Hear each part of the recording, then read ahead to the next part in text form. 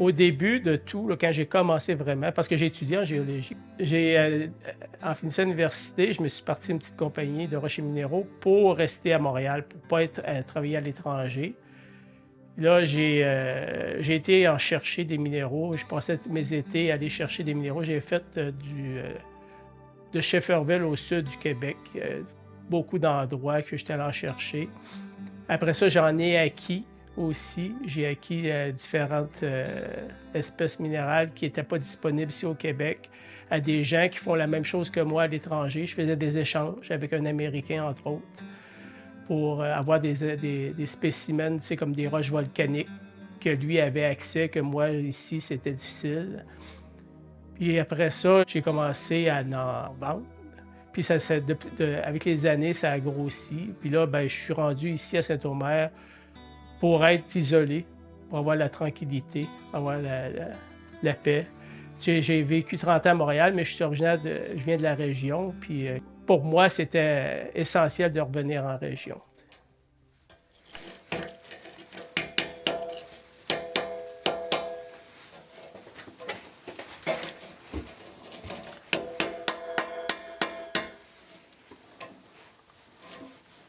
Dans le passé, là, je faisais casser mes échantillons au cégep de Thetford Mines avec des concasseurs à mâchoire. Puis il y avait beaucoup, beaucoup de pertes. Fait que là, j'ai décidé avec le temps de les casser manuellement. Puis voyez-vous quand même la quantité de pertes qu'il y a à casser des minéraux. C'est pour ça que je les casse manuellement. C'est la façon la plus facile, la plus économique. Parce que c'est difficile à ramasser, puis si ils se ramassent tout en poussière, ben là, il n'y a plus rien à faire avec. Fait que là, c'est pour ça que je les casse manuellement. C'est comme ça que je réussis à sortir le plus de spécimens possible. Là, je cassais des baies. Là, voyez-vous, c'est la dimension 3 à 5 cm. Sinon, avec les petits, là, je les garde aussi, les petits. Là, je vais faire des petites collections avec les spécimens plus petits. Au début de tout, quand j'ai commencé, il y avait une géologue à la Commission géologique du Canada qui a fait des guides de terrain pour collectionneurs.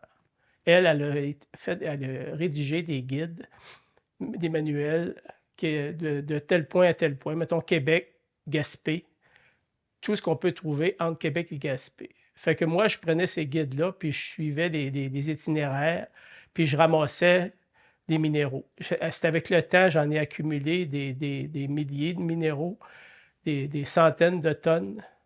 Je dois avoir au moins une centaine de tonnes de minéraux. J'ai 1000 chaudières et barils de roches et minéraux. J'ai des barils qui pèsent plus d'une tonne. Ça fait que avec le temps, j'ai accumulé tout ça. Puis là, aujourd'hui, je vais moins sur le terrain parce que j'en ai accumulé beaucoup. Aujourd'hui, là, je les prépare pour la vente. Ici, j'ai quelques barils de roches et minéraux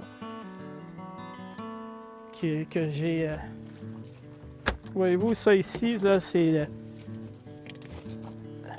la northosite qui vient du lac Saint-Jean. Ça, c'est une roche qui est beaucoup utilisée pour faire des pierres tombales. Ça ici, je viens justement d'en vendre là, ça, pour une commande pour un laboratoire. J'ai vendu c'est de la magnétite. Je viens de vendre 200 kg de cette roche-là pour faire une expérience.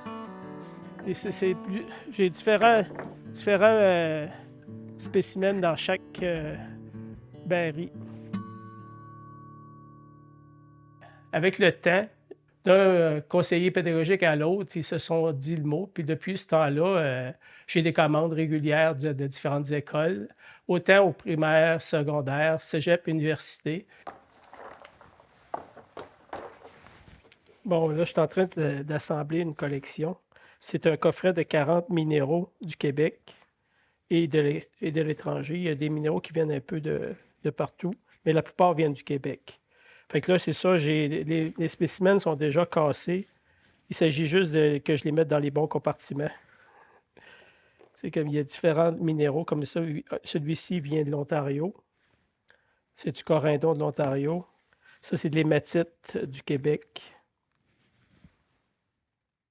Après, avec le temps, ben là, je me suis fait connaître davantage aussi pour les laboratoires de recherche.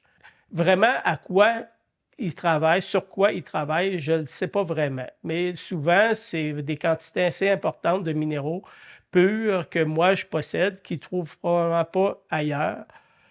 Tu sais, on m'a commandé, il n'y a pas tellement longtemps, 300 kilos de chalcopyrite pur. C'est un minerai de cuivre, ça.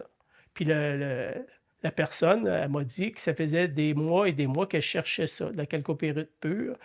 Puis moi, je l'avais. Fait que j'ai été capable de fournir ce client-là. C'est ça, la chalcopyrite. C'est un minerai de cuivre, la chalcopyrite. Puis eux autres, là, voyez-vous, ici, là, on voit un petit peu qu'il y a des impuretés à l'intérieur. Mais eux, ils voulaient de la chalcopyrite 100% pure. Fait qu'il n'y avait pas de roche dedans, là. Fait que moi, j'en avais de la chalcopyrite qui était 100% pure. Fait que je pouvais les fournir. C'est qu'ils font vraiment, qui ont besoin de minéraux pour faire des expériences. Ça, j'ai une clientèle, autant aux États-Unis qu'en Europe, puis au Canada pour les minéraux pour la recherche. Ça ici, c'est une concrétion calcaire que j'ai trouvée dans la rivière Arikana en Abitibi. Moi, je reconnais M. Magou. Je ne sais pas si les gens vont reconnaître, mais ça ressemble, ça prend des formes particulières. Ça a différentes formes. Puis ça ici, c'est un minéral luminescent et phosphorescent. C'est du gypse du Manitoba qui émet une lumière blanche soumise aux ultraviolets. Ici, j'ai d'autres minéraux un peu plus pour collectionneurs ici. C'est comme ça ici, j'ai une vésuvianite du Mexique. Vésuvianite du Mexique, ça, c'est des minéraux que les collectionneurs s'intéressent. J'ai des grenats ici de la mine Jeffrey. La mine Jeffrey, c'est une mine connue mondialement pour les grenats et la vésuvianite. Ça, c'est un grenat de la mine Jeffrey. Pour identifier les minéraux, on étudie leurs propriétés physiques. C'est comme le clivage, c'est la particularité d'un minéral de casser. J'ai des minéraux magnétiques comme la magnétite, j'ai des minéraux qui ont différentes propriétés physiques pour l'enseignement.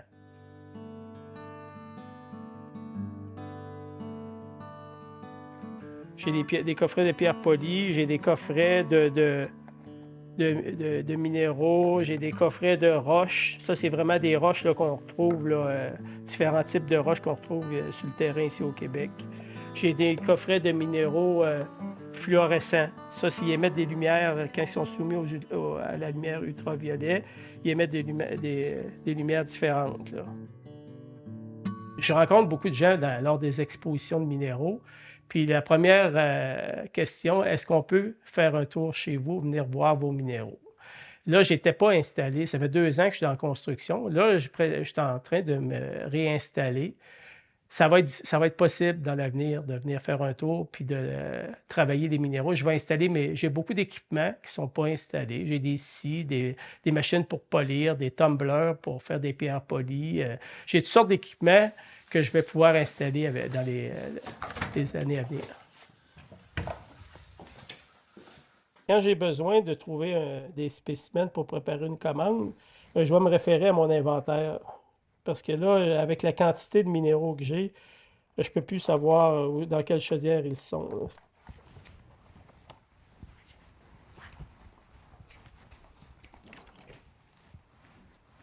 là. Là, c'est ici, là, toutes mes chaudières sont ici. J'ai plusieurs étagères de chaudières. Fait que là, c'est ça. Il faut que je trouve ma chaudière. Là, je suis en réorganisation. Je suis en train de tout placer mes minéraux et roches en ordre alphabétique. Avant ça, c'était une ordre numérique, mais là, j'ai décidé de placer ça en ordre alphabétique. Voyez-vous, c'est ça. Ça va tout être réidentifié. Voyez-vous, comme ça, ici, là, c'est des spécimens qui viennent de l'Ontario. C'est de la fluorichthérite. C'est un cristal de fluorichthérite que j'ai ramassé dans le coin de Bancroft, en Ontario. Ça, c'est un spécimen, c'est un cristal aussi. Ça, c'est un spécimen qui pourrait être intéressant pour les collectionneurs, ça. Ici, j'ai du gypse.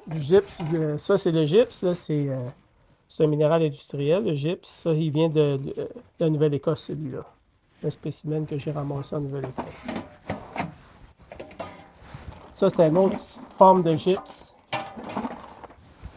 Ça vient en plaquettes comme ça. Lui, il vient de Cap-Breton. Ça, le gypse, c'est un des composants du placo-plâtre. Ça ici, c'est une des chaudières. J'ai plusieurs chaudières de graphite, mais celui-là ici, c'est du graphite. Le graphite, c'est un minéral avec lequel on fait des mines de crayon. Là. On peut facilement écrire avec le graphite.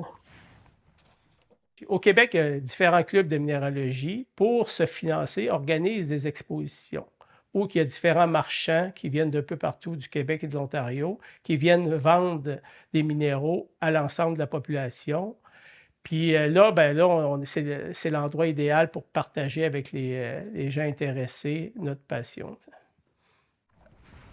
Bon, ici, là, dans ces boîtes-là, j'ai des minéraux qui sont un peu plus fragiles, qui ne sont pas dans des chaudières, que j'ai ramassés aussi. Comme ici, voyez-vous, c'est de la molybdénite que j'ai ramassée dans le coin de Maniwaki. Ça, la molybdénite, c'est un minéral assez tendre, mou, qui sert comme lubrifiant, qui rentre dans les lubrifiants, la composante de lubrifiant. Puis c'est aussi un minéral qui peut être intéressant pour les collectionneurs aussi. C'est des plaques de molybdénite de cette dimension-là, là, c'est plutôt rare. J'en ai ramassé quelques-unes seulement. J'en ai ramassé beaucoup là, qui sont des petites plaques, mais des grandes, plus ou moins. Étant donné que j'ai amassé beaucoup de minéraux, j'en ai au moins une centaine de tonnes. J'ai des milliers d'échantillons.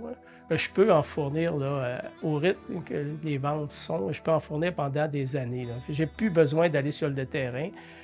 Ça fait que je peux continuer. Puis là, je me suis installé ici à Saint-Omer. Je me suis bâti un garage là, pour pouvoir produire mes commandes.